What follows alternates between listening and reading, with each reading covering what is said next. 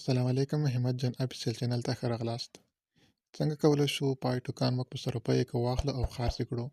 دا چې پرون ورځ پای ټوکان په زیاتو 100 روپیو کې لانچ شو او په ډېر ښه قیمت سره لانچ شو، خو له هغې وروسته بیا هغه قیمت چې دی راولوېده، یعنې اوس هم لاندې را روان دی. نو که څوک غواړي چې وایې اخلي یا هم څوک غواړي چې خرڅ یې کړي، دغه ویډیو کې تاسو ته ټوله طریقه درښایم چې څه ډول موږ اخیستلی شو او څه ډول یې خرڅولی شو. زما ویډیو باندې ته پیل کوم. که تاسو زما چینل کې نوي یاست زما چینل د سره سبسکرایب کړئ. تاسو به راشئ چې غواړئ هره سرپي راخلاصه کړئ، که هغه ګیټ ډاټا یو وي او دغه تر څنګ اوکې ایکس والېټ وي، میکزي وي، بیټ ګیټ وي، هر والېټ چې تاسو غواړئ، هره سرپي چې تاسو غواړئ په هغې کې پای ټوکن چې دی هغه واخلئ یا خرڅ کړئ. نو زه راځم ګیټ ډاټا یو دغه کې غواړم خپل ټوکن چې دی هغه خرڅ کړم یا هم واخلمه. تاسو ته طریقه درښایم څنګه اخیستلی او خرڅولی شو. ما خپله ګیټ ډاټا یو سرپي چې دغه راخلاصه کړه. تاسو دلته د قیمت کتلی شئ، ډېر ښکته راغلی دی، له $2 نه راغلی دی 0.9 یعنې اوس ښه موقع ده تر څو تاسې دغه واخلئ او په 28 تاریخ همدغه میاشتې 28 تاریخ باندې کله چې بایننس اعلان وکړي چې په هغه کې لانچ کېږي، نو دا قیمت به ډېر پورته لاړ شي، یعنې امکان شته تر $3 هم ورسېږي.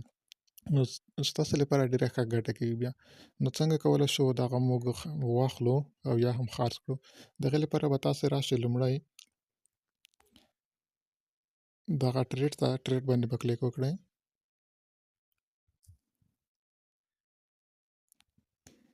کله مو چې ټریډ باندې کلیک وکړ، دلته پاس لومړی سر کې دا ځای کې دا ځای باندې به کلیک وکړئ. کله مو چې دا ځای باندې کلیک وکړ، دلته سرچ کې به ورته ولیکئ پای. کله مو چې پای ورته ولیکلو، دغه پای او USDT سیر دلته تیار درته لیکلی دی. دا ځای باندې به کلیک وکړئ. کله مو چې دا ځای باندې کلیک وکړ، دلته ګورئ یو بای دی او یو سیل دی. صحیح ده؟ بای معنا اخیستل، سیل معنا خرڅول. صحیح ده؟ که چېرې که تاسو غواړئ پای ټوکن واخلئ، نو بای باندې به کلیک وکړئ، او که چېرې که غواړئ خرڅ کړئ، نو سیل باندې به کلیک وکړئ. نو اوس ما سره USDT دی، زه غواړم چې پای ټوکن واخلم. صحیح ده؟ نو تاسو به د هغې لپاره لومړی دغه بای انتخاب کړئ، دغه یو. صحیح ده؟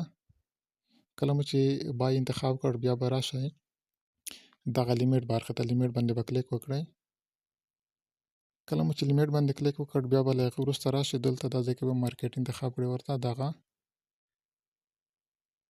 کله مو چې مارکیټ انتخاب کړ، دلته دغه خط چې دی، صحیح ده؟